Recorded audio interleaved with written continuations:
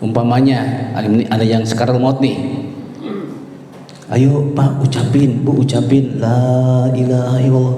Kalau dia sudah bisa mengucapin, sudah gitu. Tapi kalau emang dia keadaannya benar-benar nazak yang luar biasa, yang susah untuk mengucapkan, kita diperkenankan untuk ngambil ismu zatnya aja. Paham ya? Kalimat ujungnya aja, Allahu. Nah itu terus sampai ini.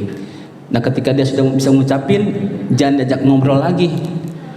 Nah makanya ketika kita sedang zikir, usahakan fokus, jangan berpikir, kata Abah.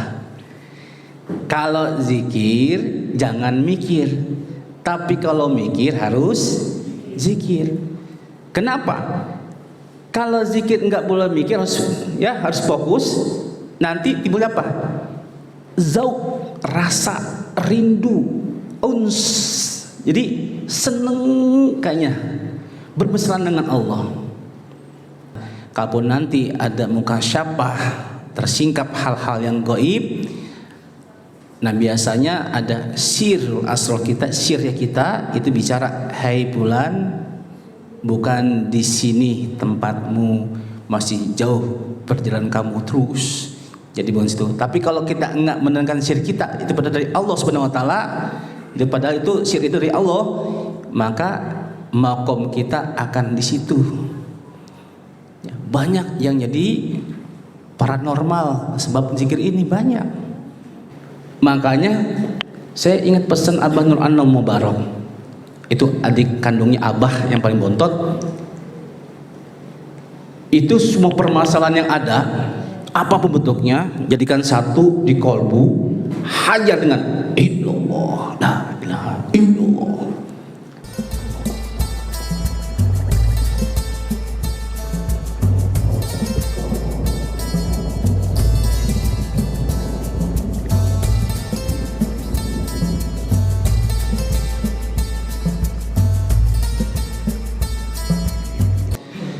Taib para ikhwan ahwat, langsung saja tabaruk kitab Miftahus Sudur ya. Sebelumnya kita sama-sama melayangkan surat Al-Fatihah untuk pengarang kitab, yakni guru kita sendiri, Syekh Ahmad Shahibul Fatajul Arimin. Beliau yang ngarang kitab ini. Kitabnya sih kecil ya, tipis seperti ini Pak. Nah ini botaknya nih. Nah itu udah ada sakalnya, enak bacanya ya. Cuma belum ada arti. Itu semoga ada berkahnya ya. Dah Muhammad sallallahu alaihi wasallam wa ala alihi wasallam suriyati wa nibati susul sebelum hadal kita bersama sama Al-Fatihah. A'udzu billahi minasyaitonir rajim. Bismillahirrahmanirrahim. Alhamdulillahirabbil alamin arrahmanir rahim maliki yaumiddin. Iyyaka na'budu wa iyyaka nasta'in ihdinas mustaqim. Shiratal ladzina an'amta 'alaihim ghairil maghdubi 'alaihim waladdallin. Amin. Hadirin ikhwan rahimakumullah, di slide ya, layar. Ini maaf nih agak sedikit kaku karena masih baru megang saya nih ya. Itu ya alhamdulillah nih belajar. Ini temanya talqin dan mati. Biasanya setiap kita mendengar talqin pasti identik dengan kematian, betul ya? Nah, sebenarnya talqin itu artinya pembelajaran, pengajaran ya. Kepada siapa? Kepada orang-orang yang mau mati. Siapa? Kita, orang yang mati. Nah ini ada hadis Rasulullah SAW an Mu'az radhiyallahu anhu qala, dari sahabat Mu'az radhiyallahu anhu, semoga Allah meridhoinya, ia berkata, qala Rasulullah SAW, Nabi Muhammad SAW bersabda, man kana akhiru kalamihi la ilaha illallah dakhala jannah, rawahu Abu Daud wal Hakim. Man, barang siapa ya yang akhir kata-katanya, yang akhir ucapannya mengucapkan kalimat la ilaha illallah, dakhala jannah. Nah, jadi nanti kalau bapak ibu umpamanya menemui atau menjumpai siapapun yang sedang ngalamin sakaratul maut, ya, jangan diajak ngomong lagi kalau udah kita talkinkan kalimat ini, gitu. Umpamanya ada yang sakaratul maut nih, ayo Pak ucapin, Bu ucapin la ilaha illallah. Kalau dia sudah bisa ngucapin, sudah, gitu. Tapi kalau emang dia keadaannya benar-benar naza yang luar biasa, yang susah untuk mengucapkan, kita diperkenankan untuk ngambil ismu zatnya aja. Paham ya? Kalimat ujungnya aja, Allahu. Nah itu terus sampai ini. Nah ketika dia sudah bisa mengucapin, jangan diajak ngobrol lagi. Apalagi tanyain kontrakan, Bu kontrakan itu berapa harganya? Itu sih itu punya utang bagi, jangan. Nanti kalau dia jawab lagi, diulang lagi tuh. Nah ya, jadi kata terakhir ini terus ucapin gitu aja. Ya.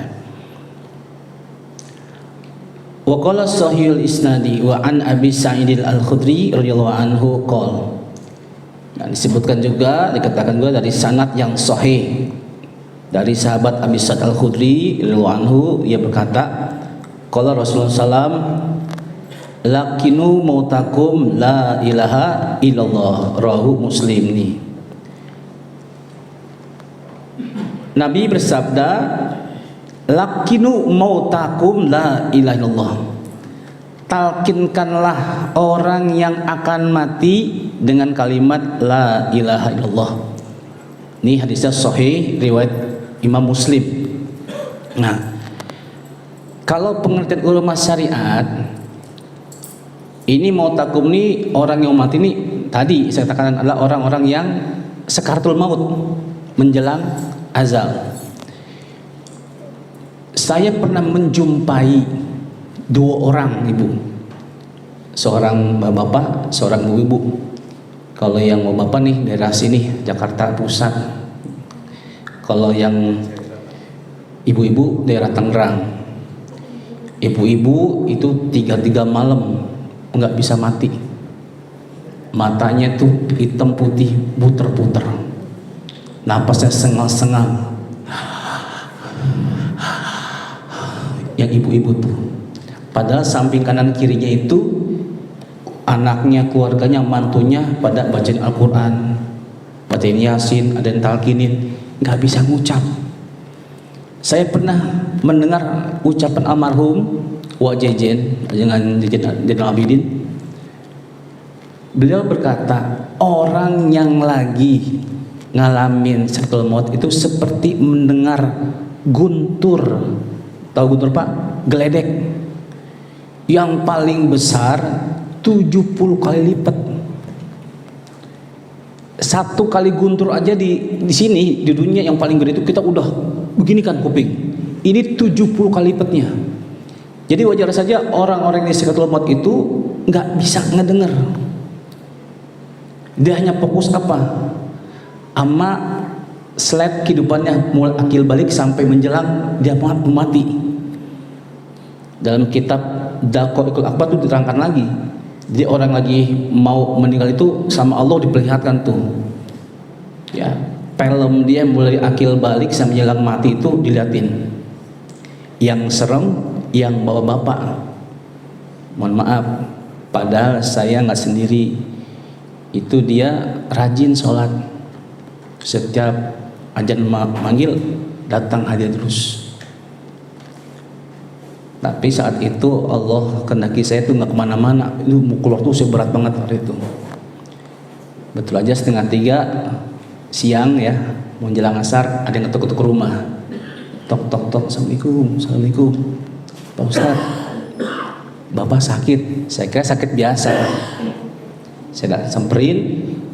Jarak saya nih di sini nih sampai depan itu, depan kantor. Itu ada surat pek pek pek pek. Apa ya? Saya pikir apaan? Kok ada orang sakit, ada orang bangun apa? Bangun gitu ya, bikin gedok-gedok itu bangunan gitu. Saya samperin, semakin dekat semakin nyaring, pek pek pek, semakin kencang suaranya. Apa? Tapi orang banyak tuh di luar. Kemudian saya masuk ke dalam rumah. Mana yang sakit Bu? Dalam kamar. Pas saya lihat ke kamar, Masya Allah, ini mah bukan sakit, lagi najak sakul maut. Mata mendelik ke atas, mulut bubuh bubusah, itu yang keluar. Wah, serem banget. Padahal sampingnya tuh orang terangin la ilaha illallah ngajin, gak bisa. Nah ini dari hadis ini, jadi orang-orang yang mau mati yang sekali mau tuh emang susah, sulit karena nggak terbiasa mengucapkan kalimat la ilaha illallah. Nah orang mati ini siapa? Kita.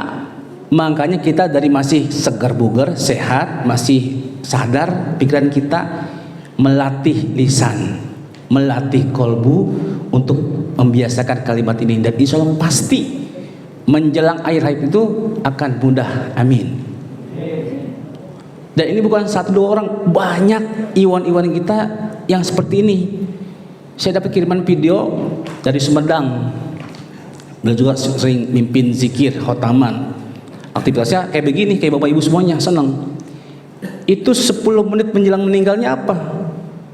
Kayak kita, la ilaha illallah.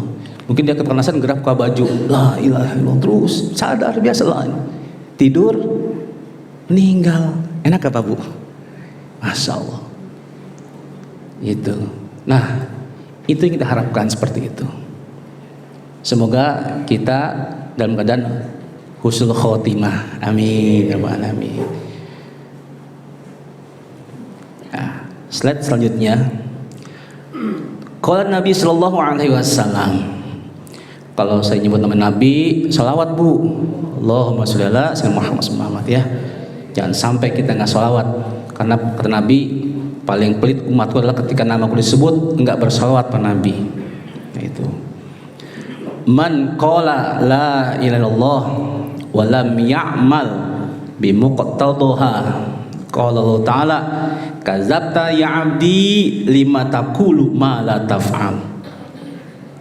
Aduh, serem ini. Berkata Nabi Muhammad SAW, siapa orang yang mengucapkan kalimat la ilaha illallah dan tidak memenuhi kandungan apa yang ada di kalimat la ilaha illallah, artinya tidak berkesesuaian dengan kalimat la ilaha illallah, maka Allah Ta'ala berfirman, kadzabta ya abdi, dusta engkau wahai hambaku. Lima taqulu ma la taf'alu, kenapa engkau berkata-kata dengan apa yang tidak engkau perbuat? Ini Allah murka sebenarnya. Maksudnya apa gini? Nah, kita kembali kepada respect dengan kalimat la ilallah. La itu kalimat nafi, tidak ada, tiada. Ilaha, Tuhan secara hati. Tapi dalam kamus-kamus yang lain, ilah di sini bermakna apa? Sesuatu yang diingini, sesuatu yang dituju, yang diidam-idamkan, yang diinginkan, dan yang dihayalkan, yang terlalu digandrung, dicintai. Nah, kalau Bapak Ibu umpamanya, mohon maaf, cinta sama jabatan, maka jabatan itu menjadi ilah kita. Terlalu cinta sama harta benda, berarti itu menjadi ilah kita. Terlalu cinta pada anak, istri, suami selain Allah, maka itu adalah ilah kita. Makanya diisbatkan kalimatnya illallah. Tidak ada yang dicenderungi, tidak ada yang dituju, tidak ada yang dikehendaki, tidak ada yang diingini. Illallah, kecuali Allah SWT. Nah, kalau ucapan itu tidak sesuai dengan kolbu kita, tidak sesuai dengan amal perbuatan kita sehari-hari, maka Allah, dusta engkau. Nah, ini yang membuat orang banyak diajab juga sama Allah. Terus kita bagaimana? Kalau kita memang, mohon maaf, ya enggak, jangan kita deh, saya masih banyak juga, pasti banyak keinginan kita, enggak inilah, artinya enggak munafik, masih banyak hasrat keinginan. Nah, makanya ketika kita sedang zikir, usahakan fokus, jangan berpikir, kata Abah. Kalau zikir jangan mikir, tapi kalau mikir harus zikir. Kenapa? Kalau zikir nggak boleh mikir, harus fokus. Nanti timbul apa? Zauq, rasa, rindu, uns. Jadi seneng kayaknya bermesraan dengan Allah. Apalagi dengan metode kalimat itu tartil, mengena, fokus, mengarah, bergetar tubuh kita, itu timbulnya apa? Ketika zikir itu panas, Pak. Yang panas itu apa tuh? Dosa-dosa kita dibakar oleh Allah. Nah, makanya kalau lagi zikir la ilaha illallah, jangan buru-buru minum air putih. Kalau bisa ditahan 15 menit. Tapi Pak Ustadz kalau aus bagaimana? Udah nggak tahan. Ya udah, tapi baca selawat 100 kali. Sama aja nahan. Tapi itu emang begitu. Itu apa? Buat ngademin. Ya. Emang gitu ilmunya. Dalam kitab Amalul Qudsi ada keterangannya. Nanti berbekas, insya Allah. Ya, dari bawah pusar. Ilaha illallah. Tembuskan. Hilang semua pikiran. Memang tuh awal-awalnya la ilaha illallah. Itu muncul tuh berbagai macam fenomena tuh. Sampah-sampah batin kita muncul. Ada yang mikirin utang, ada yang mikirin kerjaan, ada yang mikirin lakinya kawin lagi, ada yang mikirin macam-macam. Semuanya kepikiran. Ada yang udah. Makanya saya ingat pesan Abah Nur An Mubarak. Itu adik kandungnya Abah yang paling bontot. Itu semua permasalahan yang ada, apapun bentuknya, jadikan satu di kolbu, hajar dengan illallah, la ilaha illallah. Begitu beliau ngasih tahunya. Saya kasih tahu lagi seperti itu. Nah, kemudian kalau lagi berpikir harus zikir. Apa hikmahnya? Hikmahnya kalau Bapak lagi mikir harus zikir, nanti ucapan yang akan terucap insya Allah akan mengandung ridho Allah dan selalu akan terjaga daripada hal-hal yang bisa menyinggung orang lain. Kenapa? Zikir. Oh iya ya, kalau saya ngomong gini nanti si itu sakit hati gak ya? Si itu kesinggung gak ya? Si itu bakalan benci gak ya? Ini efek dari zikir. Mikir, zikir. Kalau zikir nggak boleh mikir. Nah, paham ya, Bu? Insyaallah. Alhamdulillah. Nah, ini dalilnya qala ta'ala pas'alu ala zikri in kuntum la ta'lamun. Surat An-Nahl ayat tadi itu ya. Nah, bahayanya nih anti zikir. Orang yang nggak suka, nggak demen atau nggak mau zikir.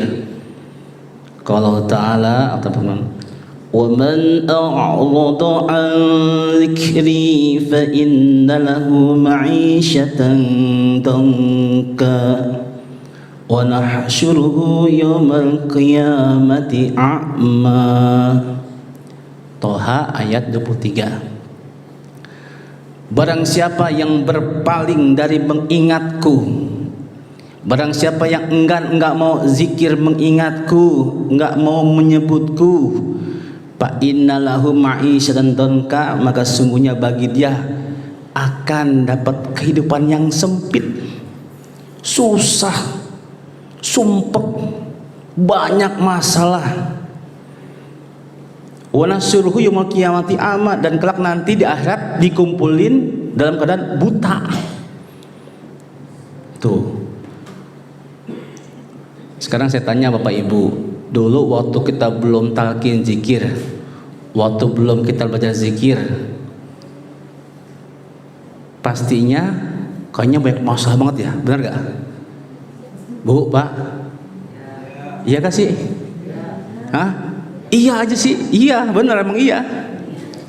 Padahal duit banyak, rumah mentereng, mobil mewah, istri satu, jangan banyak.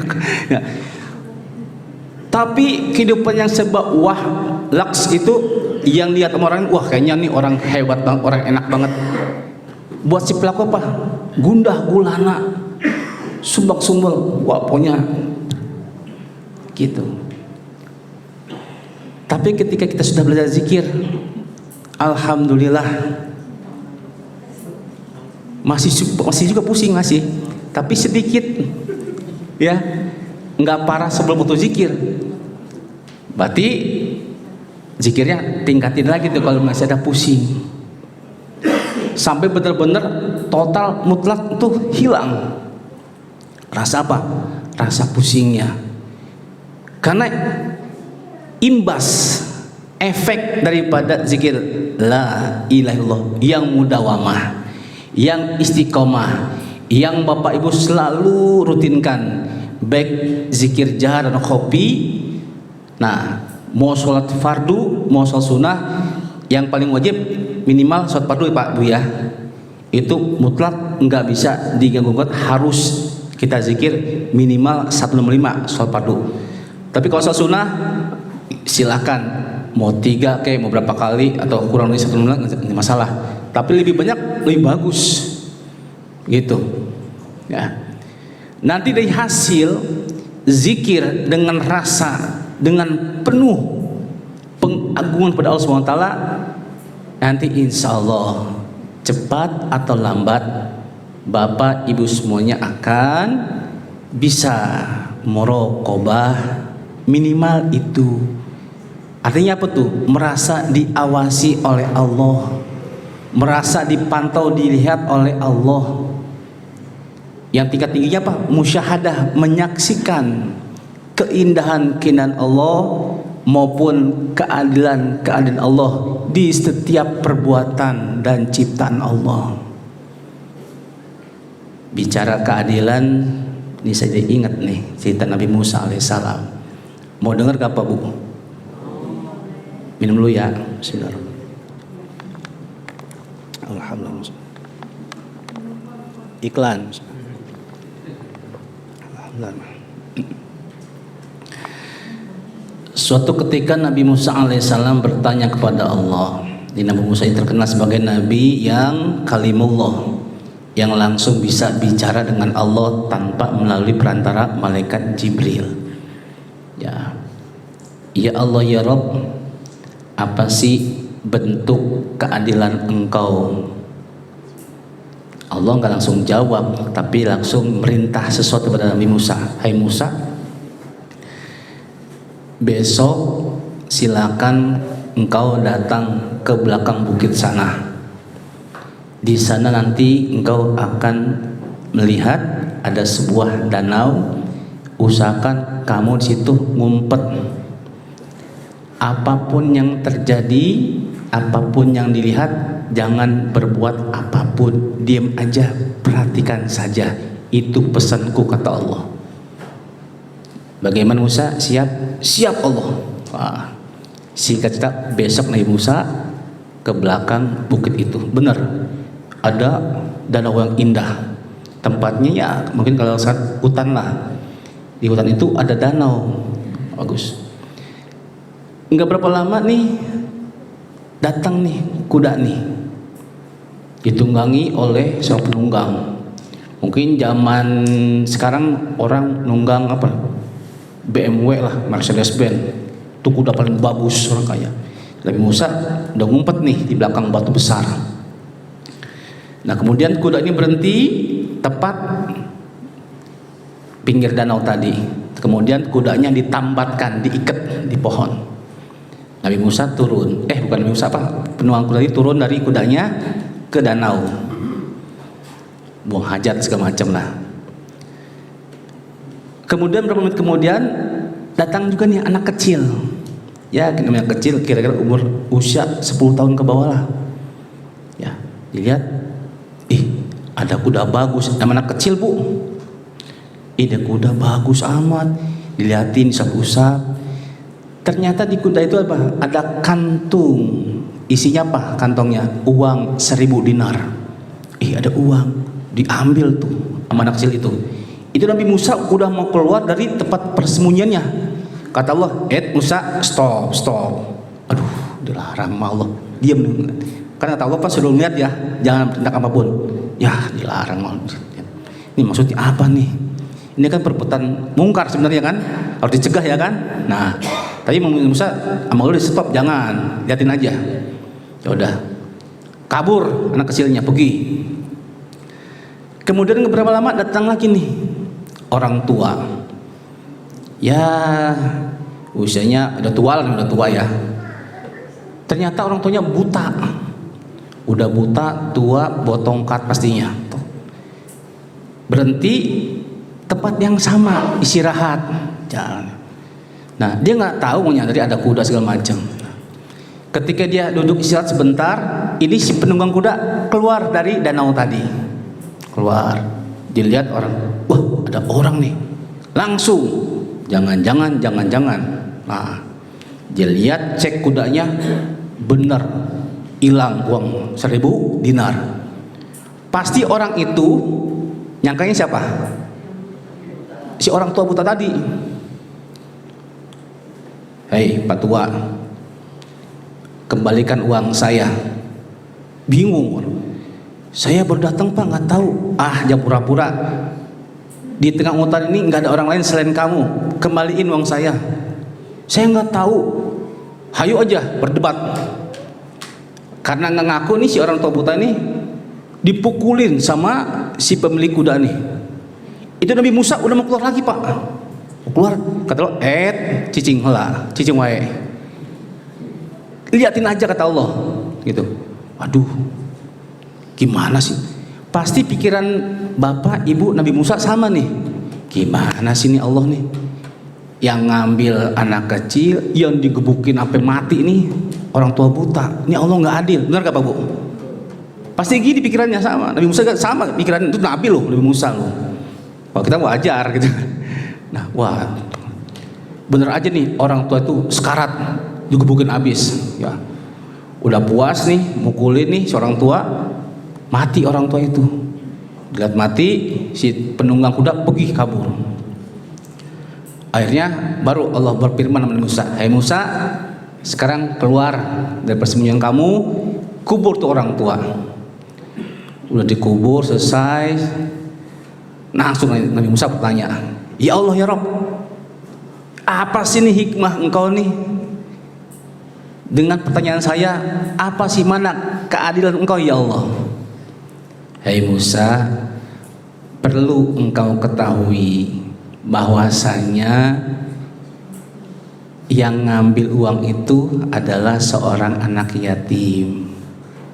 Terus, nah, adapun dulu anak yatim ini punya bapaknya ini, dia adalah karyawan si penunggang kuda. Terus bapaknya si yatim ini setiap gajian itu gajiannya itu nggak pernah mau diambil. Kata bapaknya ini ditipin buat anaknya nanti kalau gede ditabungin terus Pak Bu. Kemudian, nah, adapun si orang tua buta tadi yang mati dipukulin sama si penunggang kuda adalah temen deketnya bapaknya si yatim. Dulu waktu masih hidup itu sifatnya culas, orangnya hasad, hasut, tukang fitnah orang, termasuk bapak si yatim tadi. Difitnah, didomba sampai di penjara sampai matinya. Itulah keadilan aku, kata Allah. Oh, baru paham kan Bapak Ibu? Nabi Musa juga sama, oh juga. Iya. Dari kisah ini apa nih? Kita patut ambil hikmahnya. Berarti apapun kejadian yang terjadi pada diri kita, sekitar kita, itu adalah bentuk keadilan Allah, keindahan Allah, dan kita tidak punya hak untuk protes sama Allah. Itu berkah buah daripada zikir la ilaha illallah yang mudawamah. Jadi nggak pernah nyalahin kenapa nih orang, kenapa enggak. Itu haknya Allah. Kita mah sebagai wayang dalangnya Allah, terserah Allah. Nah, kita bersyukur ditakdirkan sama Allah menjadi muridnya Syekh Ahmad Shahibul Wafa Tajul Arifin. Dan kita bersyukur bisa dapat kalimat nih. Jangan sampai kalimat ini disia-siain. Karena mungkin sebabnya ngambilnya gampang-gampangin, jangan. Zaman Abah Sepuh, bapaknya Abah Anom, itu dapetin kalimat ini sangat sulit sekali. Harus puasa dulu, harus riadoh dulu, melek dulu. Puasanya mending 30 hari, 40 hari kadang-kadang. Harus mandi malam dulu, direndam dulu. Wah, mending puasanya ini nggak makan daging, nggak makan nyawa. Tuh, zaman sekarang terapin kayak gini. Waduh, mundur, mencret semua juga. Ya, belum bisa. Makanya sama Abah Anom, masya Allah, sama guru kita dibeli dengan cara apa? Puasa beliau 3,5 tahun nggak tidur. Tuh, buat kita tinggal nerima enaknya doang. Nah, ya, makanya jangan sampai kita menyanyiakan gitu. Jam berapa nih? Jam 8. Wow, enak banget korupsi itu.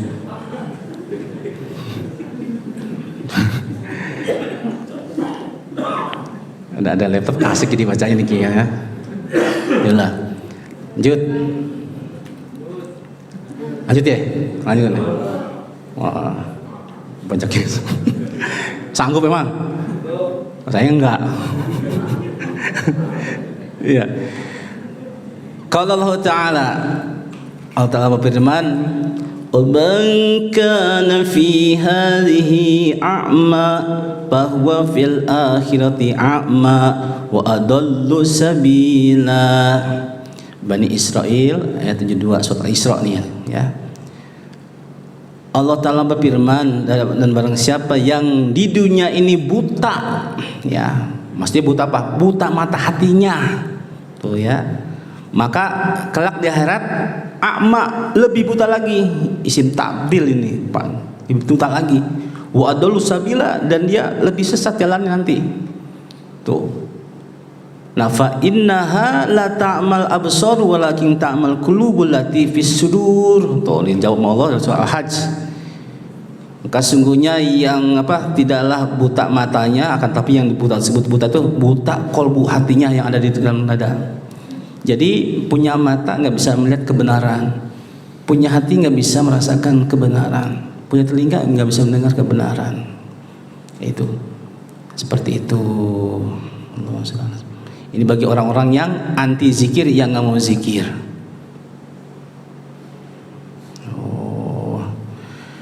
Buta hati sebab turunnya derajat. Tuh, Qala Sayyidi Syekh Abdul Qadir Jailani telah berkata, Tuhan kita semua, guru kita semuanya, Syekh Abdul Qadir Jailani, qaddasallahu sirrahu, wa sababu umyal qalbil al jahlu an haqiqatil amri ilahi. Ya. Adapun sebab daripada butanya hati, kenapa? Al jahlu an haqiqatil amril ilahi. Sebab apa? Bodoh daripada hakikat perintah Tuhan. Apa sih hakikat perintah Tuhan? Untuk makrifat kepada Allah. Mana dasar dalilnya? Surat Az-Zariyat ayat 56. Wa ma khalaqtul jinna wal insa illa liya'budun. Dan tidaklah aku ciptakan jin dan jun kecuali untuk beribadah padaku. Jin dan jun juga kan jun manusia. Ya, film jin jun kan. Jangan kaget. Ya.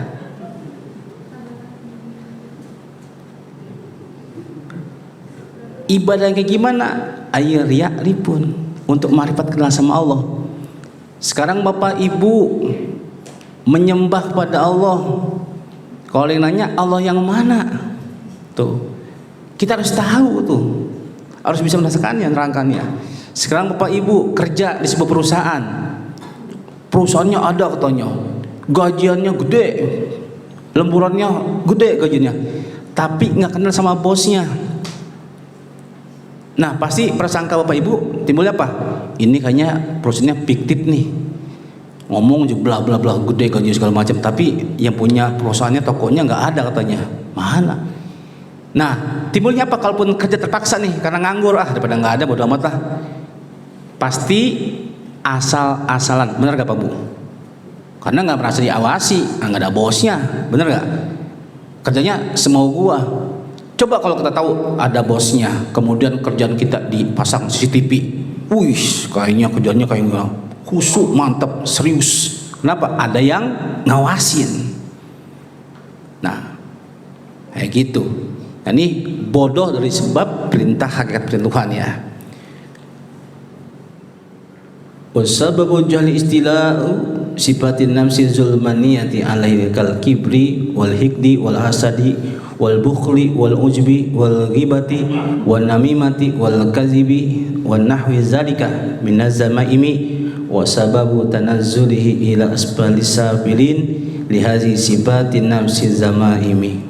Oh masyaallah ya.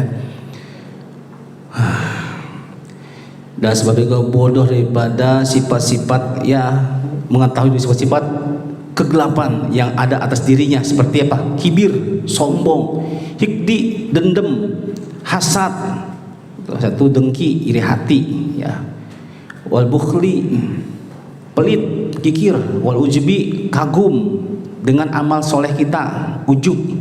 Hati-hati nih, ini penyakit orang soleh, ujub, merasa kagum dengan amal perbuatannya. Kayaknya selama ini perasaan nih tahajudnya rajin terus, waduh, jam 2 bangun malam, mandi taubat terus tanpa diperintah. Setan tuh mengembusin biasa tuh, kayaknya di RT ini cuma lu yang bangun malam, tahu gitu. Mau ditaubatnya, wah zikirnya juga mantep 1000 terus, tuh timbulin tuh cepat ujub. Semua ikhwan, apalagi yang kayak yang ustad, yang kayak ustad timbul apa? Rasa kagum, ujub dengan ilmunya, dengan fasihnya, dengan segala macamnya. Hati-hati. Kalau hal itu terjadi sama Bapak Ibu, kembali kepada ilallah. Kita mah cuma dititipin sama Allah. Makanya Abah Nur Anom itu kalau lagi begini, beliau tuh nggak pernah mau ceramah, hanya mau nalkin aja. Cuma saya perhatiin dulu kalau saya lagi ngelatin wakil talqin yang lain ataupun penceramah yang lain ceramah, beliau tiba-tiba ilallah sendiri tuh ngomong begitu. Apa maknanya gitu? Ya mungkin bahasa sekarang ini beliau tahu, jadi ketika ada sir ataupun hembusan dari jin, dari setan, dari iblis, wah kamu ini orang soleh, kamu ini orang takwa, kamu ini orang zikir, kamu ini tahajud, kamu ini segala macam. Itu hajarnya ilallah. Kita nggak bisa begini, nggak bisa zikir seperti ini, nggak bisa sholat tahajud kalau bukan karena Allah yang menggerakkan. Betul Pak Bu? Iya, seperti itu. Nggak daya upaya kita. Itu. Jadi hati-hati ujub. Wal ghibah, apa ghibah? Ngomongin orang benar. Hati-hati. Wan namimah, itu adu domba. Ya. Wal kazibi, dusta. Wa nahwi zalika minaz zamaimi, dan perbuatan buruk lainnya. Ya. Sifat-sifat buruk lainnya, penyakit-penyakit hati lainnya banyak banget. Wa sababu tanazzulihi ila asbalis safilin, sebagai sebab turunnya di derajat yang paling rendah, aspal. Nah, makanya aspal itu bahasa Arab tuh artinya rendah tuh, di aspal. Di hazihi sifatin nafsi zamaimi, karena ini ada sifat-sifat yang buruk yang ada dalam manusia. Dan itu sifat itu, mohon maaf Bapak Ibu, itu nggak pernah belajar dan sudah ada dalam diri kita. Benar nggak?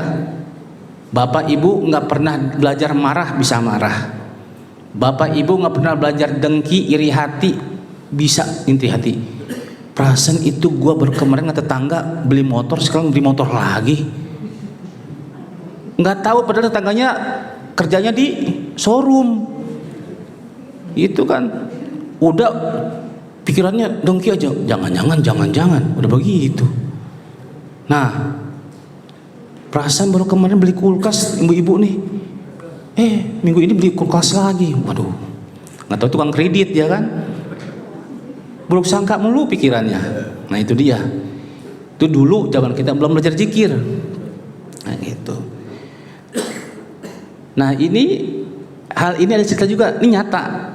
Ada cerita sama saya, ikhwan, ketika dulu dia belum jadi ikhwan. Ini lucu, unik cerita ini. Dia dagang apa? Dagang kalau nggak salah apa ya, yang martabak telur. Itu dia dagang, pokoknya nggak mau kesaingan. Jarak dia pokoknya sama dia dagang itu paling dekat 1 kilo boleh dagang. Kok jauh banget ya kan? 1 kilo. Kalau berarti 100 meter itu pasti hitungan berapa hari lewat itu. Nggak laku-laku tuh, bangkrut. Dia ngomong sama saya, ini cerita.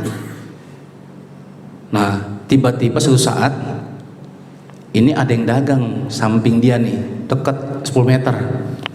Dia udah gedek aja, nih orang gue udah baca segala macam mempan ini. Terus seminggu, 2 minggu, 3 minggu, sebulan, 2 bulan nggak pindah-pindah. Malah dia yang sakit nih, pusing dianya.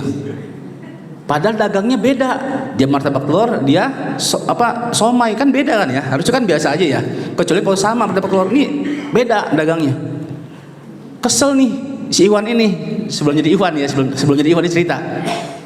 Samperin tuh yang dagang, Mas sini. Apaan Mas?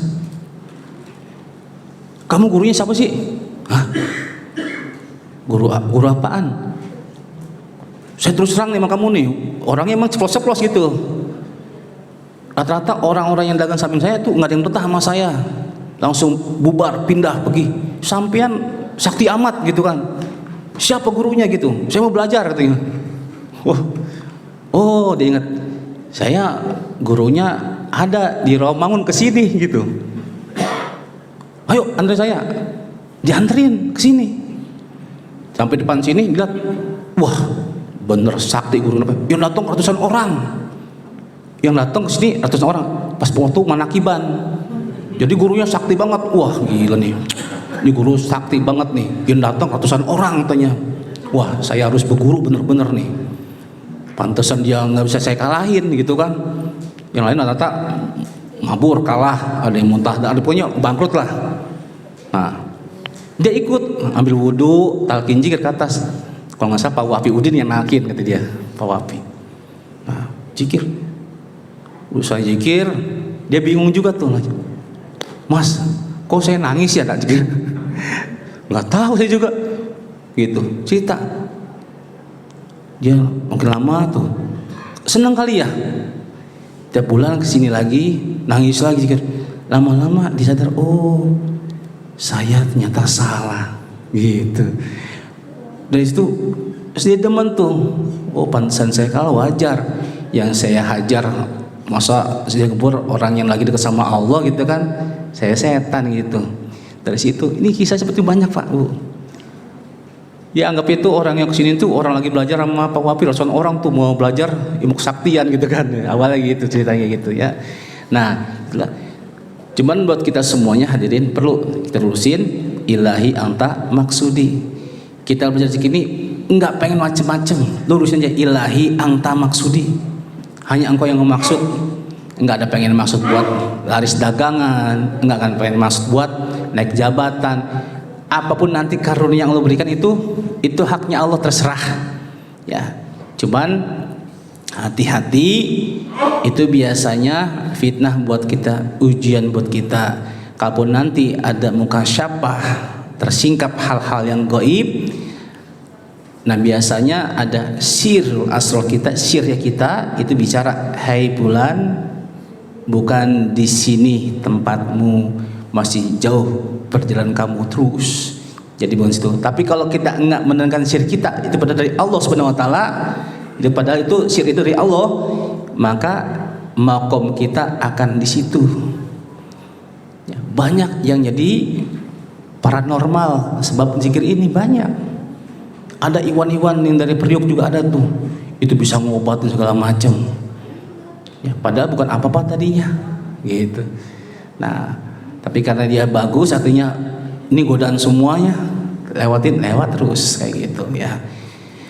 Saya rasa cukup dulu Pak Ibu ya.